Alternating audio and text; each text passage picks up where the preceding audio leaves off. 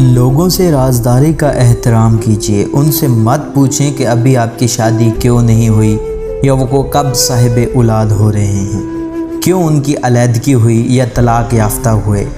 نوکری کیوں چھوڑ دی، کیوں تنہائی کو پسند کرتے ہو،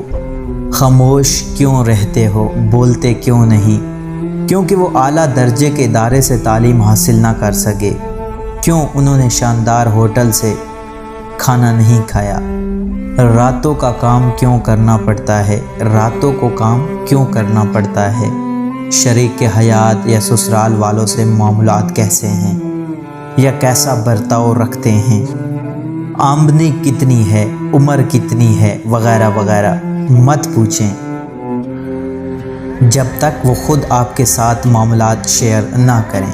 کیونکہ آپ کا ان معاملات کے ساتھ کچھ لینا دینا نہیں ہے۔ دوسروں کی زندگیوں میں مداخلت مت کیجیے۔